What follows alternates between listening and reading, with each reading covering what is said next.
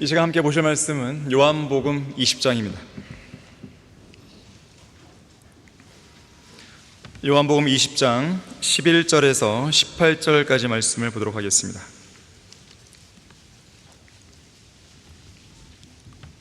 (20장) 11절에서 18절까지입니다.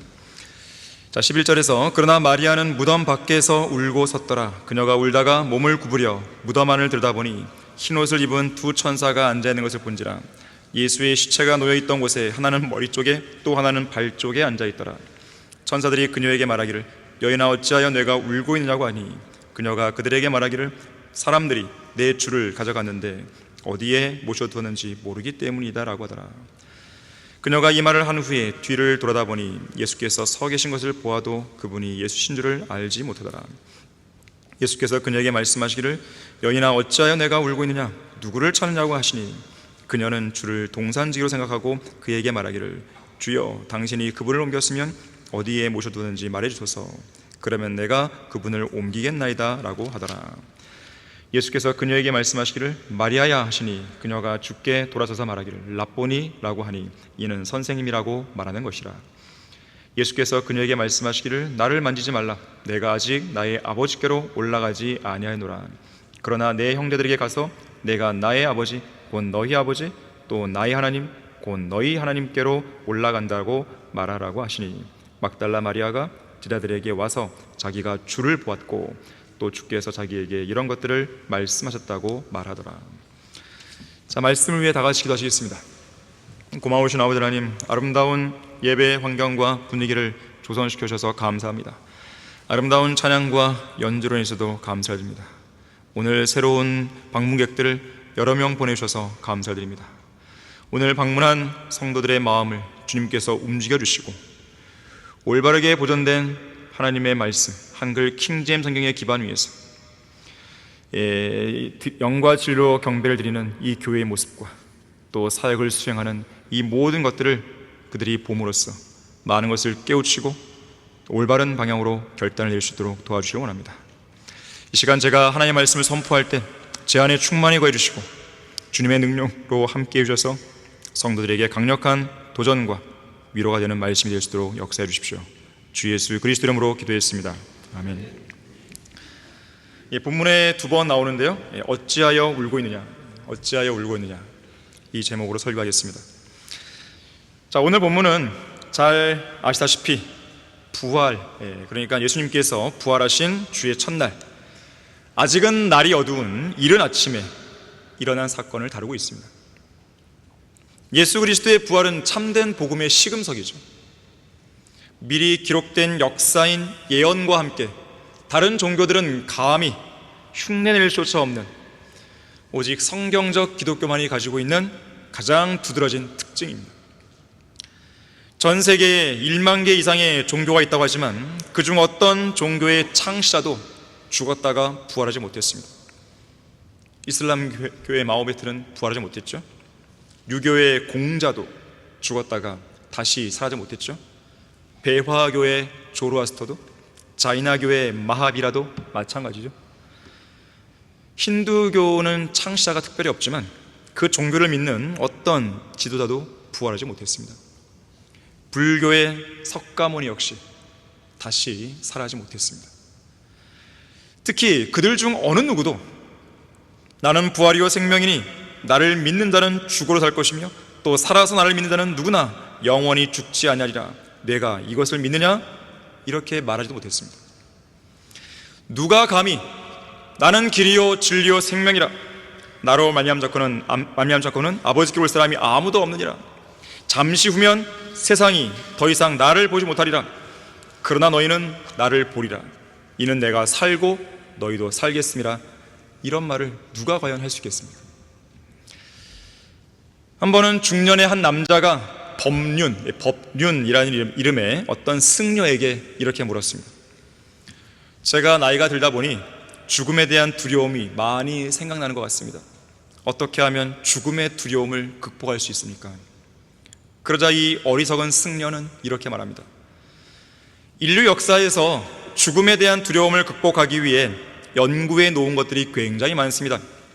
예를 들어서 죽으면 나쁜 데 간다고 하는 것보다 좋은 데 간다고 하는 것이 보다 덜 슬픈 일이기 때문에 좋은 데 간다는 의미로 천국이나 천당이나 바닷속 용궁이나 극락이나 또는 부활이나 환생 등과 같은 아이디어를 낸 겁니다. 그런 아이디어 중에 하나를 채택해 보세요. 그러면 두려움을 극복하는 데 도움이 될 겁니다. 실제로 그런 데가 있는지 없는지 나도 잘 몰라요. 그래도 아무것도 없다고 하는 것보다는 그러려니 하고 사는 게 안 낫겠어요? 사실 석가모니는 그런 식의 극락에 대해 이야기한 적이 없어요. 종교화된 불교에서 나중에 만들어낸 말이지 석가모니는 그런 말을 한 적이 없어요. 석가모니는 그저 생기는 것과 사라지는 것, 곧 생멸이라고 해서 생긴다 하지만 사실은 생긴다 할 것이 없고 사라진다 하지만 사실은 사라진다 할 것도 없다고 했어요. 그러니까 생긴 것도 아니고 사라진 것도 아니기에 누군가가 태어났다고 해서 기뻐할 것이 없고 죽었다고 해서 슬퍼할 것도 없어요. 그런 식으로 생각하다 보면 죽음에 대한 두려움이 없을 겁니다. 아멘? 참으로 대단한 답변 아니에요? 이런 거 믿으려고 머리 깎고 절간이 들어가요? 이런 말이나 듣겠다고 말도 못하고 듣지도 못하고 걷지도 못하는 불상 앞에서 3000배를 해요?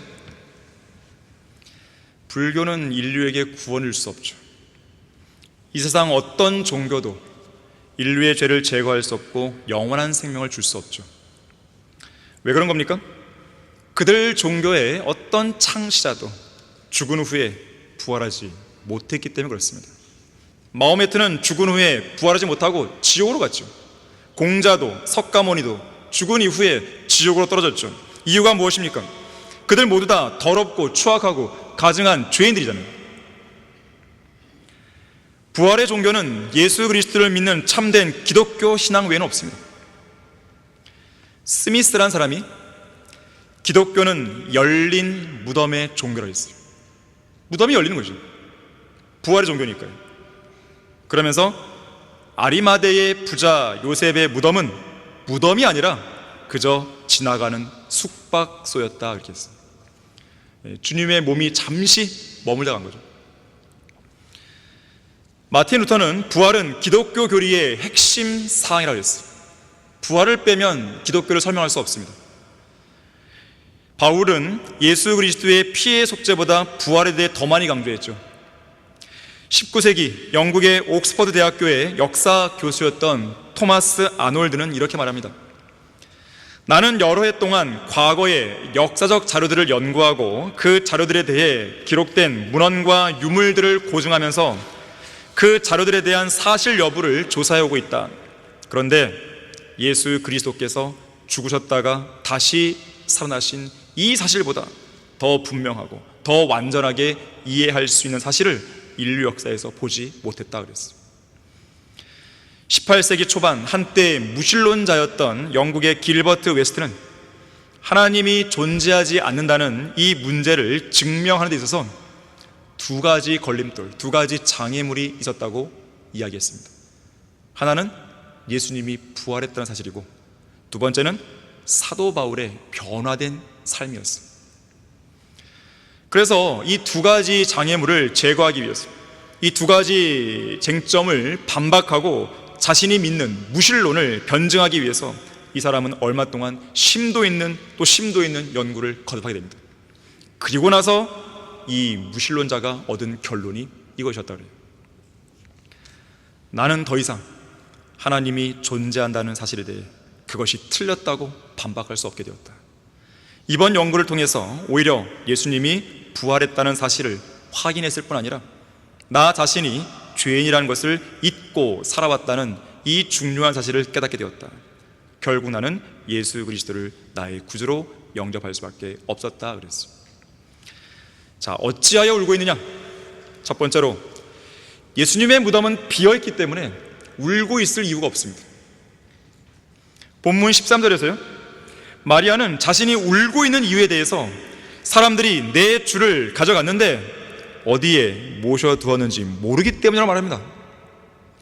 15절도 당신이 그분을 옮겼으면 어디에 모셔두었는지 말해주소서 그러면 내가 그분을 옮기겠나이다 라고 말했습니다. 다시 말하자면 마리아는 왜 울고 있었냐면 무덤이 비어 있었기 때문에 운 거예요. 예수님의 시신을 찾을 수 없어서 울었습니다.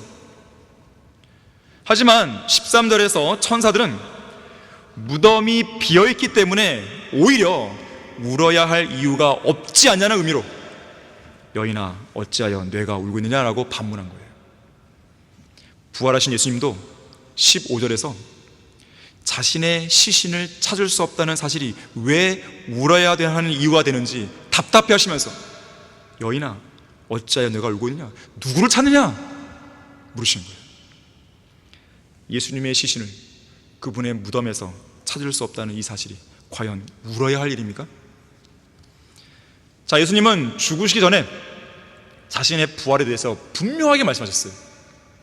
인자가 사람들의 손에 넘겨지며 또 그들이 그를 죽이리라. 그러나 인자가 죽은 후 셋째 날에 살아날 것이라. 인자가 많은 일로 고통을 받아야 하고 장로들과 선임 제사장들과 서기관들에게 배척을 받아야만 하며 죽임을 당하여 셋째 날에 일으켜질 것이라. 자, 이 말씀을 있는 그대로 믿고 확신하는 사람이라면 십자가에 못 박혀 죽으신 예수님께서 친히 약속하신 셋째 날 새벽에 그분의 무덤에 계시지 않다는 이 사실은 그야말로 기뻐해야 될 일이 되는 것이지 슬퍼할 일은 못 됩니다. 왜냐하면 주님의 약속대로 이루어졌잖아요.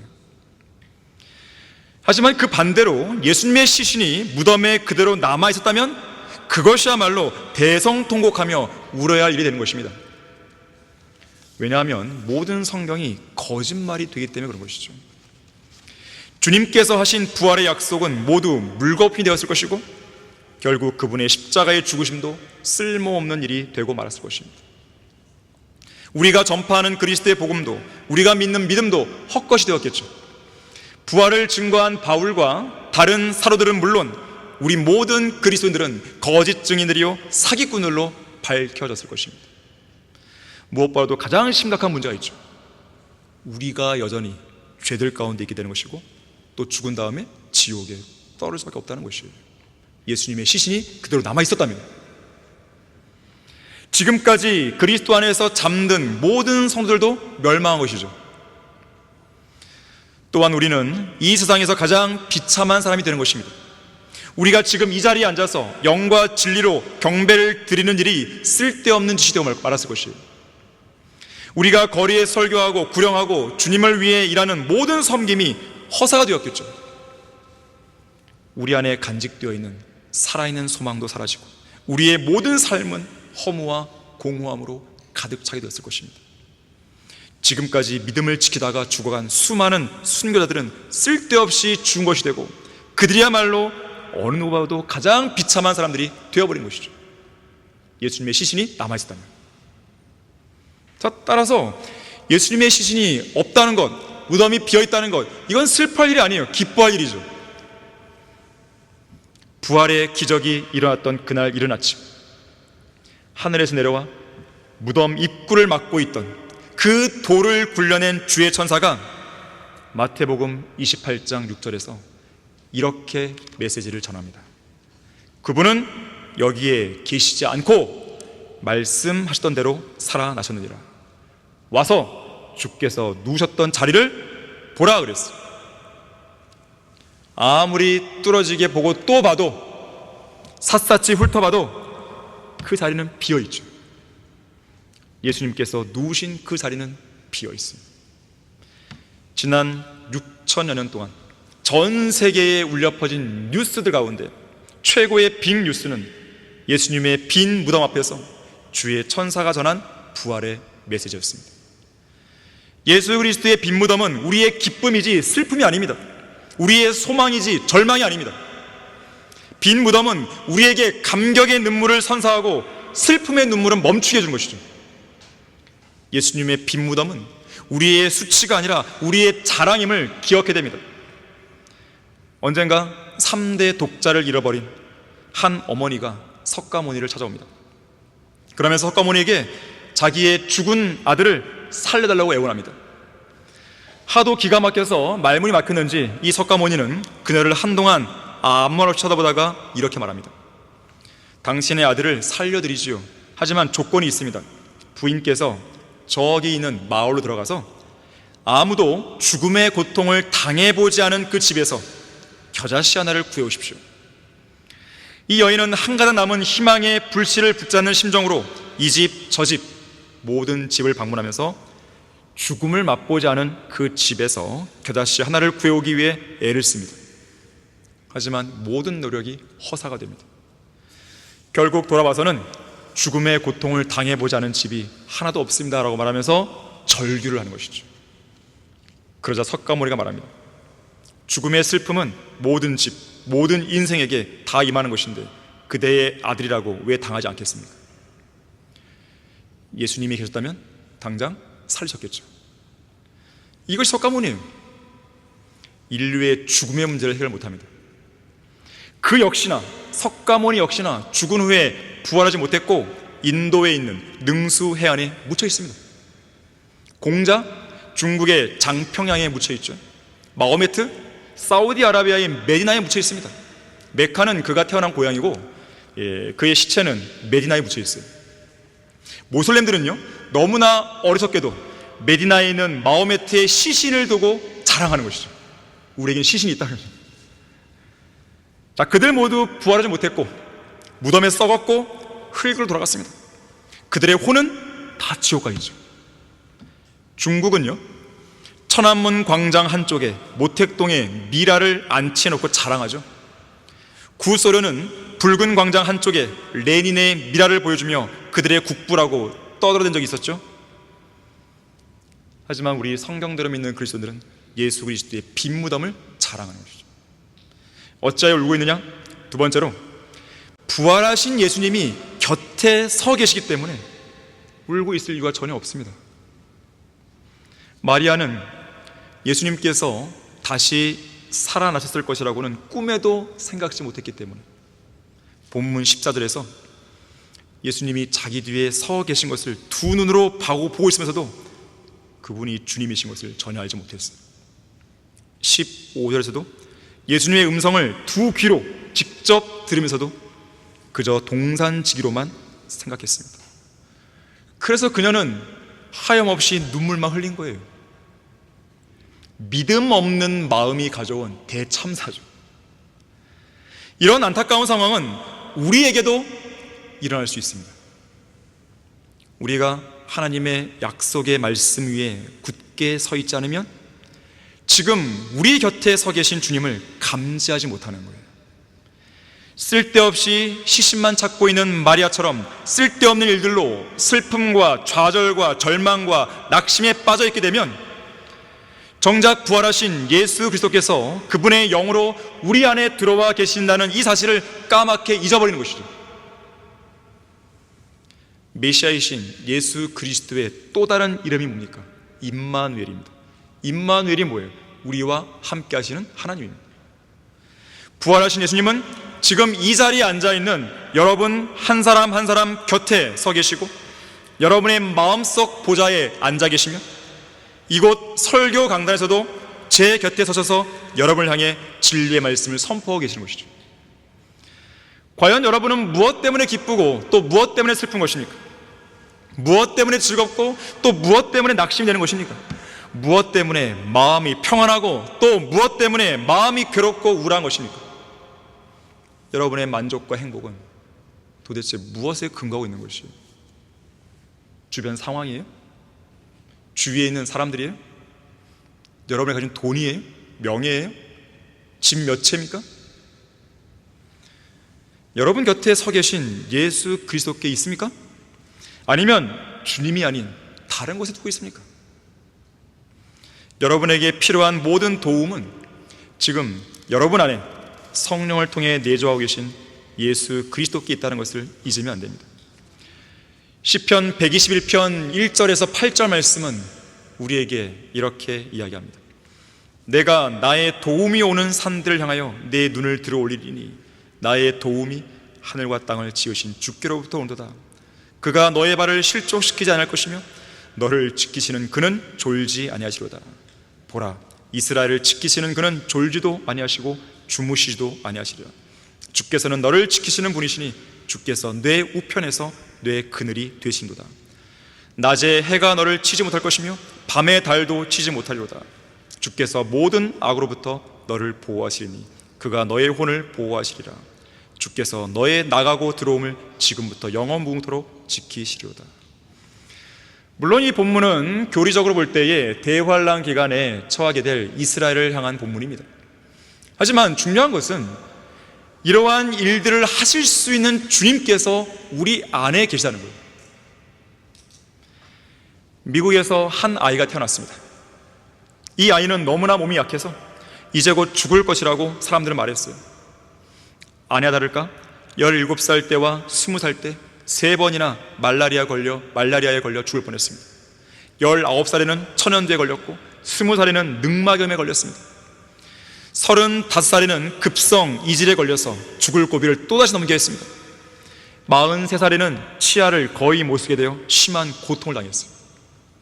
하지만 이 사람은 신실하신 하나님께서 항상 그분의 전능한 오른팔로 자신을 붙드시고 한결같이 자신과 함께 계시고 자신의 곁에 서 계신다는 것을 믿었습니다.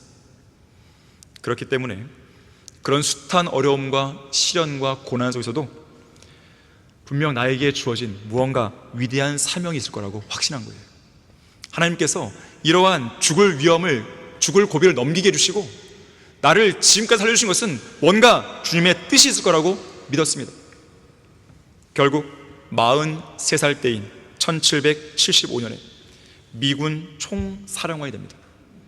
그리고 영국과 싸우는 독립전쟁을 지휘해서 승리했고 국민적인 영웅이 되었어요. 그리고 12년 후에는 미국의 초대 대통령이 됩니다. 그가 바로 조지 워싱턴이었죠. 자, 우리는 이 세상에서 홀로 내버려진 고아가 아닙니다. 설령 이 세상 모든 사람이 우리를 버린다 해도 우리 곁에 계시고 우리 안에 계시는 주님께서는 우리를 버리지 않으시는 거죠. 세상 사람들은 고난에 처한 우리를 방관합니다. 그러나 우리 안에 계신 예수님은 절대 방관하지 않으시고 우리를 도우시는 분이죠. 여러분은 결코 혼자가 아닙니다. 쓸쓸하고 외로움이 밀려올 때, 우울증에 시달리고 심지어 자살 충동이 일어날 때 여러분은 결코 혼자가 아니죠. 눈물을 멈추고 슬픔을 거두십시오. 눈물과 슬픔의 동산을 기쁨과 위로의 동산으로 바꿔야 됩니다. 자, 그렇게 할 수 있는 이유가 무엇이에요? 부활하신 예수님께서 우리 곁에 서 계시기 때문에 그렇습니다. 자, 본문 16절에서는 마리아가 자기 곁에 서 계신 분이 예수님이라는 사실을 감지했을 때 기쁨의 감격 속에서 라보니, 선생님이라고 불렀습니다. 본문에 직접 묘사가 되어 있지는 않지만 정황적으로 볼 때 마리아는 감격에 겨워서 주님께 와락 달려들 태셨습니다. 17절에서 나를 만지지 말라고 제지하지 않았다면 마리아는 분명 그렇게 했을 것이에요. 중요한 점은요, 마리아가 부활하신 예수님의 음성을 듣고 주님을 알아봤을 때 그녀의 울음이 곧바로 그쳤다는 것이에요. 부활하신 예수님께서 마리아야 라고 부르시는 그 달콤한 음성, 그 말씀 한마디로 마리아의 괴로운 마음은 한순간에 사라진 것입니다. 슬픔 속에 두 뺨으로 하염없이 흘러내리던 울음도 곧바로 멈췄습니다. 부활하신 예수님께서 마리아가 서 있는 바로 그 장소에 함께 서 계신다는 그 이유 하나만으로 마음속에서 복받쳐 오르는 슬픔과 눈물, 고통과 아픔, 한숨과 두려움, 심지어 죽음까지도 모두 한순간에 없어진 것이죠.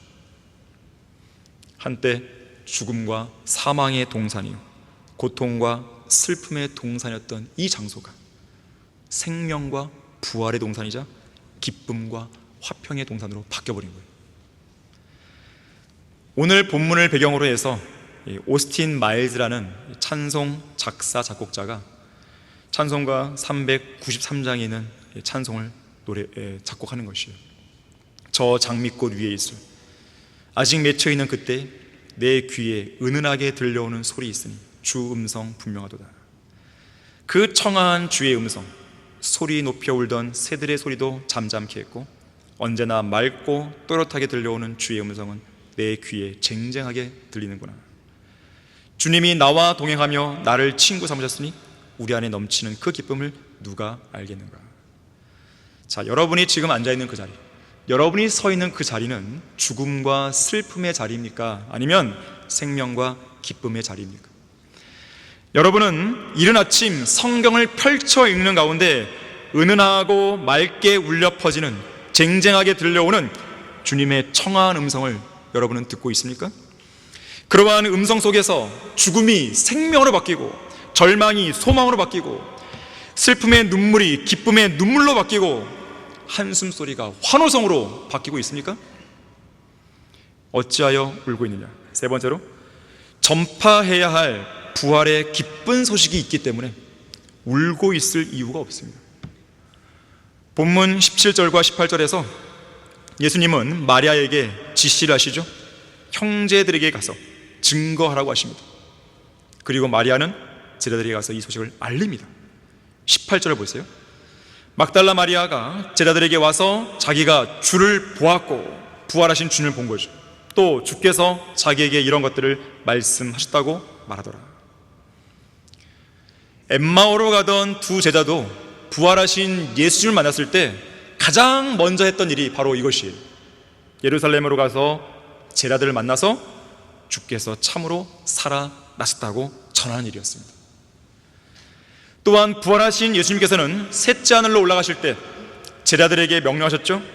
성령께서 너에게 임하시면 너희가 능력을 받으리니 그러면 예루살렘과 온 유대와 사마리아와 땅끝까지 이르러 내게 증인이 되리라 그랬어요. 증인, 부활의 증인이죠. 부활의 소식은 지옥에 갈 수밖에 없는 절망적인 죄인들에게 너무나 기쁜 소식이기 때문에 이 기쁜 소식을 기쁨에 찬 확신 속에서 널리 알려야 됩니다. 이러한 임무가 맡겨져 있는데 우리가 왜 슬퍼하고 왜 울어야 됩니까? 영국의 국가적으로 매우 뛰어난 시인 알프레드 테니슨 경이 있었습니다.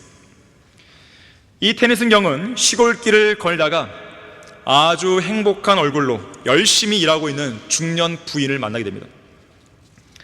그 부인에게 물었어요. 오늘 아침에 좋은 소식이 있나 보죠? 그러자 이 부인은 만면에 미소를 띠며 이렇게 대답했습니다. 선생님, 저는 오직 한 가지 소식밖에 모릅니다. 그것은 예수님께서 온 인류를 위해 죽었다가 부활하신 소식입니다. 이에 테니슨 경도 이렇게 맞장구 쳤다 그래요. 맞습니다, 부인. 그것은 아주 오래된 소식이자 새로운 소식이며 정말 좋은 소식입니다. 20세기 초 일본의 국립제일은행의 창립자이자 사업가인 시부사와 에이이치가 미국을 방문했다가 그리스도인 사업가 존 워너메이커를 만난 적이 있습니다. 워너메이커는 신실한 그리스도인이었습니다. 이 일본 사람 시부사와 에이이치를 자신의 교회로 인도했고 자기가 가르치고 있는 학생들에게 당대의 유명한 일본인 사업가라고 소개하면서 이 사업가의 이야기를 듣게 했습니다. 이때 시부사와 에이이치는 학생들에게 말합니다. 여기에 모여있는 학생들은 예수 그리스도를 믿고 있다고 들었습니다. 그런데 우리 동양에도 위대한 성인인 공자가 있습니다. 그 공자라는 분은 이렇게 하면서 이야기를 시작했어요. 그리고 이야기를 모두 끝냈을 때 존 워너메이커가 바로 그 자리에서 학생들에게 이렇게 말합니다. 여러분, 공자는 훌륭한 사람인 해도 공자는 죽었습니다. 그의 무덤이 있고 그 무덤 앞에서 참배하는 사람도 많습니다. 그러나 예수님은 죽으셨다가 다시 살아나셨습니다. 그분은 무덤에 계시지 않습니다. 지금도 살아계셔서 우리의 구주로서 여러분 모두와 함께 계십니다. 이 광경을 목격한 시부사와 에이이치는 나중에 고국으로 돌아가서 회상하기를 당시 미국 방문길에서 가장 깊은 인상을 받은 모습을 하나 꼽으라고 한다면 바로 이 존 워너메이커가 아주 열정적으로 예수님께서 살아계시다는 이 사실을 어린 학생들에게 전하는 장면이었습니다 라고 이야기했다는 것이죠. 예수 그리스도의 죽음과 부활을 통해서 죄들을 용서받고 의롭게 된 그리스도인은 마땅히 부활의 증인이 되어야 됩니다. 자, 부활의 증인이 되어야 되는 것이지 부활절을 지키는 건 아니죠. 오늘이 세상 교회들로 본다면 부활절주일이에요. 오늘이 세상 교회들은 부활절 계란이나 삶기에 바쁘지 부활의 증인으로서 복음을 전하지 않습니다. 지옥에 가면 안 된다고, 죄인들은 지옥에 가서 영원히 고통받아야 한다고 경고하지도 않습니다. 지옥은 실제는 장소라고 경고하지 않는 것이죠. 지옥에 안 가기 위해서는 예수 그리스도를 믿어야 한다고 직설적으로 얘기하지 않죠. 예수 그리스도께서 우리의 죄를 제거하기 위해 십자가에서 피 흘려 죽으시고 다시 살아나신 이 사실을 믿으라고, 이것을 믿으면 구원받는다고, 이렇게 정확한 복음을 전하지 않고 두루뭉술하거나 멀리 돌아서 변죽을 울기나 하고 있는 것이죠. 아예 이런 것에 관심도 없는 것이죠. 계란이나 수백 개 쌓는 것이죠. 자, 우리도 이곳 성경 침례교회에 오지 않았다면 소위 부활절 주일을 맞이해서 어제 토요일에 이 교회에 모여서 계란을 삶고 예쁜 달걀 포장하느라 열심히 땀 흘려 봉사했겠죠. 부활절 칸타타를 준비하기 위해서 몇 날을 준비하며 쓸데없이 시간 낭비했겠죠. 그리스도인은 부활절을 지키지 않습니다. 왜 그런 것이에요? 고대 바벨론 종교와 결탁한 로마 가톨릭의 이교도 미신에서 비롯된 거잖아요. 그걸 왜 지켜요? 소위 이스터라고 불리는 부활절은 이교도의 여신 아스타르테를 숭배하는 고대 이교도 축제에서 유래한 것입니다. 하늘의 여왕으로 불리는 아스타르테는 고대 셈족의 풍요와 생식을 관장하는 여신이었어요. 성경에서는 이 가증한 여신을 가리켜서 시돈인들의 여신 아스토렛이라고 기록했고요, 바빌론인들과 아시라인들은 이 여신을 이시타르라고 불렀고요, 그리스인과 로마인들은 달의 여신으로 불렀습니다. 바로 이 여신을 숭배하는 이교도 축제가 이스터였고, 이것이 로마 가톨릭을 통해 기독교적으로 각색된 것이 부활절입니다. 날을 지키고 달을 지키고 절기를 지키고 해를 지키는 데만 목을 메고 있는 종교적이고 형식적인 제도권교회 목사들은 후천년주의 누룩에 취해서 부활절 주일만 맞이하면 사회 개혁이나 부르짖고 정치 개혁을 부르짖고 사회의 복음이나 전할 줄 알지, 그리스도의 복음을 증거하는 참된 부활의 증인으로서의 소명을 다하지 않는 것이죠. 일례로 십수년 전에 고 옥하는 목사가 어느 부활절 연합 예배에서 이렇게 설교했습니다. 공의가 물같이 흐르는 투명한 사회를 원하십니까? 서로 사랑하고 신뢰하고 위해주는 따뜻한 사회가 되기를 원하십니까? 갈등과 대립의 고리를 풀고 민족 대화합을 이루는 밝은 사회가 되기를 꿈꾸십니까? 잘못된 법과 관행들을 바로잡아 억울한 사람들이 생기지 않는 정의로운 나라가 되기를 소원합니까? 빈익빈 부익부에 망국적인 병이 사라지고 가진 자나 못 가진 자나 모두가 하나님의 자녀로서의 자존심을 가지고 사람 대접받는 정의로운 사회가 되기를 원하십니까? 그렇게 되기 원한다면 전도합시다. 이런 세상 만들겠다고 복음을 전한다고요? 지옥 가지 말라고 해야죠. 정치권을 향해서, 세상의 어떤 문화계를 향해서, 세상 사람을 향해서 지옥 가지 말라고 얘기해야죠. 그들에게 지옥 가지 말라고 얘기하기 위해서 여러분 밖으로 나가서 복음을 전합시다, 그렇게 얘기해야죠. 자, 우리의 구주이신 예수 그리스도께서는 우리가 마땅히 죽었어야 할 그 죽음의 자리에서 우리를 대신하여 십자가에 못 박혀 죽었습니다. 우리가 마땅히 묻혔어야 할 그 무덤의 자리에서 우리 대신 묻혀 계셨죠. 우리가 마땅히 감당해야 할 그 진노와 저주의 자리에서 우리 대신 하나님의 진노와 죄에 대한 저주를 받았고, 우리가 마땅히 영원한 불길 가운데서 영원히 고통받았어야 할 그 지옥의 자리까지 우리 대신 갔다 오셨죠. 그러나 주님은 지옥과 사망의 열쇠들을 가지고 계셨기 때문에 지옥의 문들과 사망의 문들을 열어 젖혔고, 또한 죽음을 이기시고 무덤에서 나와 바로 그 부활의 자리에 서셔서 그분을 구주로 믿고 구원받아 영생을 얻으라고 죄인들을 초청하고 계십니다.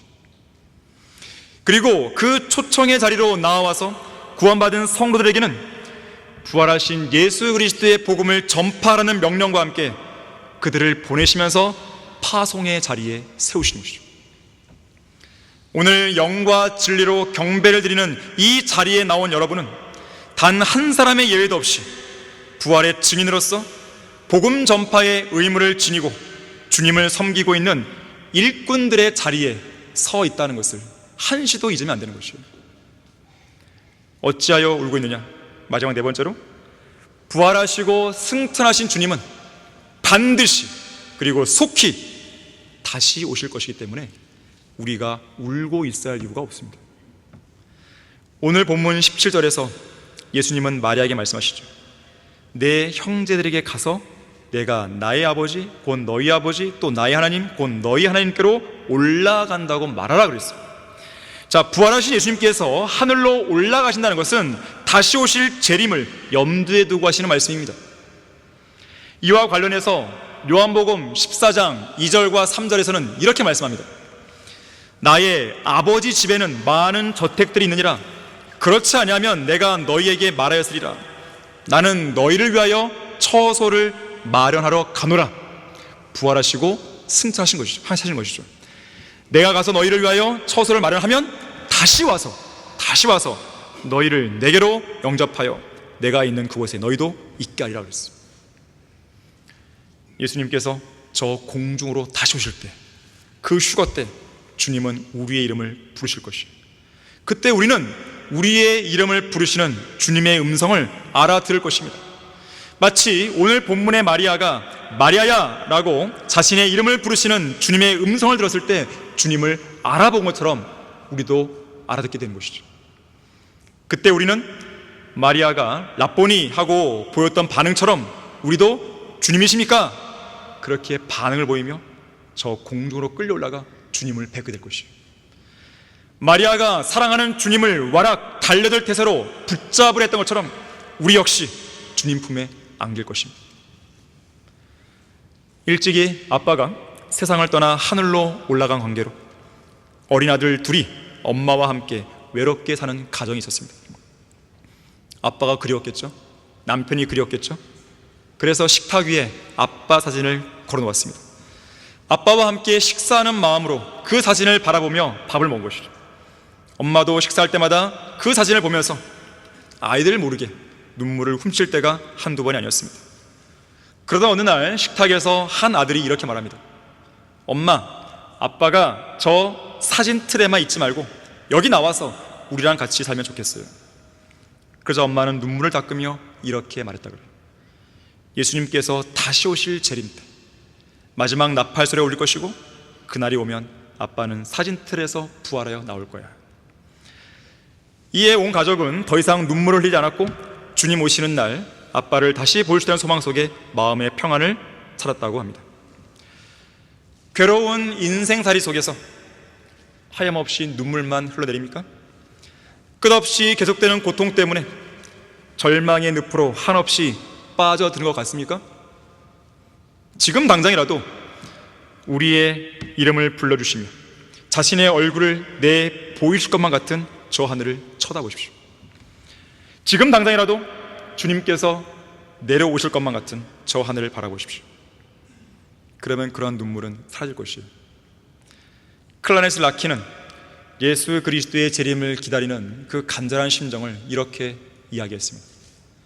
아침 해가 유난히 밝게 빛나는 때면 나는 일어나서 이렇게 말을 한다. 저것은 분명 주님의 빛나는 얼굴이다. 바다 위 하늘 저 멀리 주님 계신 높은 곳의 문을 간절히 바라본다. 이제 곧 다시 오시어 주님이 나를 부르실 것을 알기에 창문 틈으로 밤안개에 스며들 때 문 쪽을 향해 고개를 들고 주님이십니까? 하고 묻는다. 그러면 내 안에 계신 성령께서 밤안개 몇 번만 더 깔리면 너가 간절히 기다리던 주님께서는 반드시 오실 것이라고 말씀하신다. 20세기 초 미국 은행가의 딸이자 피아니스트였던 메이블 존스톤 캠프는 이렇게 노래했습니다. 우리 찬송가도 있는 것이에요. 눈을 들라 고난 순례자 밤은 가고 동이 터온다. 온 마음으로 기다려오던 주 나의 신랑 마침내 오시네.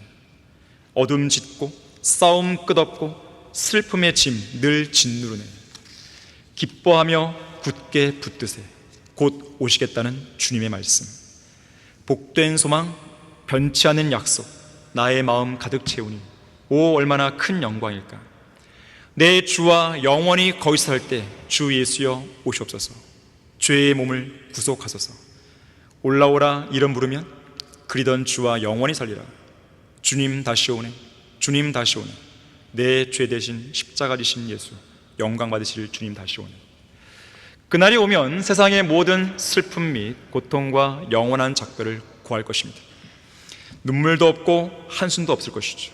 더 이상의 고통도 애통함도 없겠죠. 외로움도 실망도 우울증도 죽음도 없겠죠. 그 모든 소망이 우리가 믿었던 대로 현실이 될 때 우리는 고단함과 피곤함도 모른 채 주님을 섬길 것입니다. 마음껏 기뻐하고 즐거워하겠죠.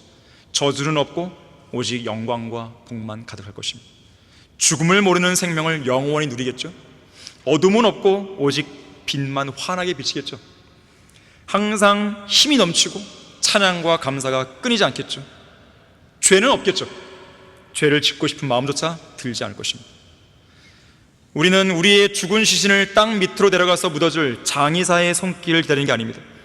우리를 하늘 위로 데려가서 영원한 안식을 누리게 해주실 구주만을 오매불망 기다리고 있는 것이죠. 예수님은 지금 이 시간 여러분에게 묻습니다. 나는 부활이요 생명이니 나를 믿는다는 죽어 살 것이며 또 살아서 나를 믿는다는 누구나 영원히 죽지 아니라 내가 이것을 믿느냐? 믿고 있습니까? 자, 우리의 믿음이 바로 이러한 믿음이 돼야 돼요.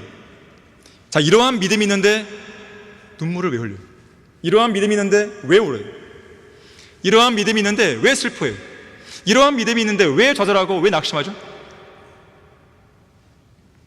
결론적으로요, 부활은 그리스도인의 신앙의 본질입니다. 로마서 4장 25절에서는 예수께서는 우리의 범죄함을 인하여 드려주셨고 화목 제물로 십자가에서 죽으신 것이죠. 그리고 우리의 의롭게 하심을 위하여 다시 일으켜 지셨느니라 그랬어요. 예수 그리스도께서 십자가에서 피 흘려 죽으셨기에 우리의 죄가 제거되었고 죽음에서 부활하셨기에 우리가 의롭게 될 수 있었던 것이죠.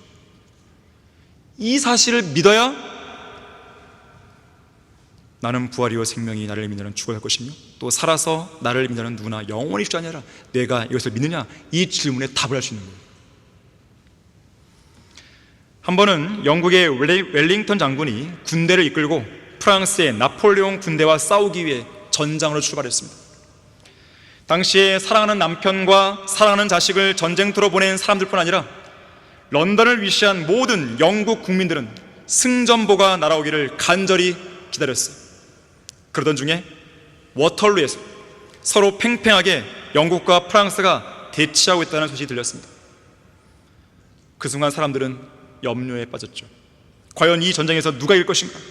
내 아들, 내 남편은 무사한 것인가? 이러한 염려 속에 답답하고 초조한 시간을 보내고 있을 때 전선에서 소식이 들려옵니다. 여러분, 슬퍼하고 애통하십시오. 우리 영국군이 나폴레옹 군대에게 참패를 당했습니다. 그야말로 하늘이 무너지고 땅이 꺼질 듯한 소식이었습니다. 이 슬픔의 소식은 런던 시민들을 탄식의 도가니로 몰아넣었고 모두들 발을 동동 구르며 어찌할 줄 몰랐습니다. 그렇게 절망의 깊은 밤을 보내고 난 그 다음날 새벽 전선에서 또 다른 소식이 날아왔어요. 여러분, 기뻐하고 즐거워하십시오. 사실 웰링턴 장군의 군대가 참패한 것이 아니었고 나폴레옹 군대가 참패했습니다. 어제 전해진 소식은 잘못 전달된 것입니다. 짙은 안개만큼이나 침울했던 영국의 런던은 갑자기 기쁨과 환희의 도시로 바뀌었습니다. 사람들은 거리로 나와서 환호성을 질렀습니다. 예수 그리스도의 죽음과 부활도 이게 마찬가지예요.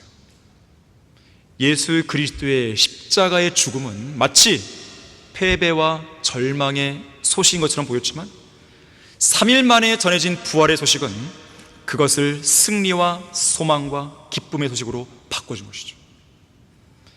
예수님의 부활이 없었다면 인간의 무덤들은 그 뼈들이 먼지와 재로 변하면서 영원히 침묵을 지킬 수밖에 없을 것입니다. 그러나 무덤을 비우신 예수님은 그분을 믿는 성도들에게 말씀하시는 거예요. 요한복음 14장 19절에서 내가 살고 너희도 살겠습니다.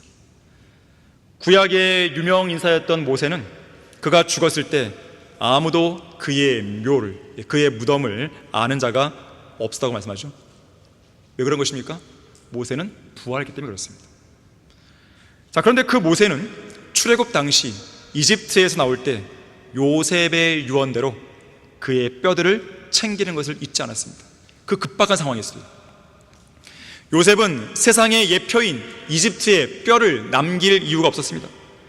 특히 요셉은 150가지 이상의 항목에서 예수님을 가장 잘 예표하는 인물이죠. 예수님의 뼈들 중 단 하나의 뼈도 이 지상에 남아있지 않습니다. 예수님의 뼈는 모두 다 셋째 하늘로 들어간 것이죠.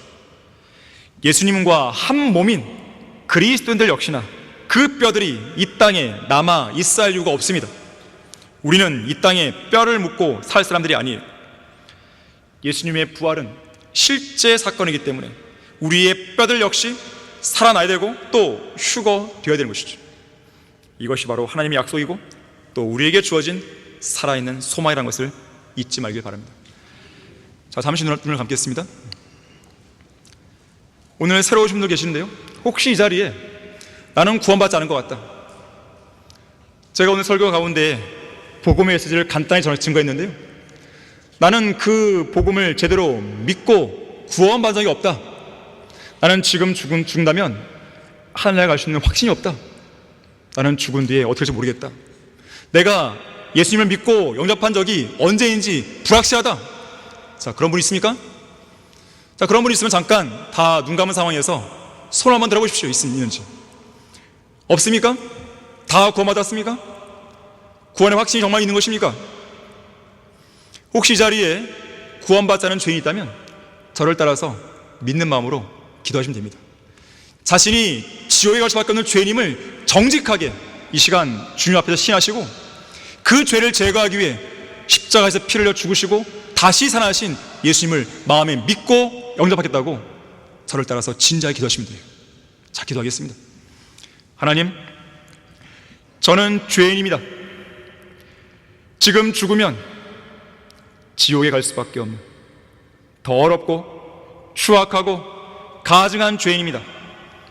그러나 예수 그리스도께서 저의 죄를 제거하기 위해 십자가에서 피를 흘려 죽으시고 저를 의롭게 하시기 위해 그 죽음에서 다시 살아나셨다는 사실을 제 마음속에 믿겠습니다. 제 안에 들어오셔서 저를 구원해 주십시오. 구원해 주셔서 감사합니다. 예수 그리스도 이름으로 기도합니다. 아멘. 제가 기도하겠습니다. 고마우신 아버지 하나님, 이 시간 부활과 연관된 아주 중요한 메시지를 전하기 위해서 감사드립니다. 이 자리에 앉아있는 우리 모든 그리스도인들은 부활의 소망, 휴거의 소망을 다 갖고 있습니다. 이제 곧 주님께서 속히 그리고 반드시 오실 것이라는 것에 대한 소망도 갖고 있습니다. 이러한 소망이 있기 때문에 우리는 울지 않습니다. 이러한 소망이 있기 때문에 우리는 낙심하지 않습니다. 설령 슬픔의 상황들이 몰려와서 잠시 슬퍼할지 모르지만 우리는 다시 눈물을 훔치고 주님을 바라보게 되는 것입니다. 우리에게 이러한 강력한 소망을 주셔서 감사드립니다. 이러한 소망 속에서 부활의 증인으로서의 역할을 온전히 감당할 수 있도록 도와주십시오. 주 예수 그리스도 이름으로 기도했습니다. 아멘.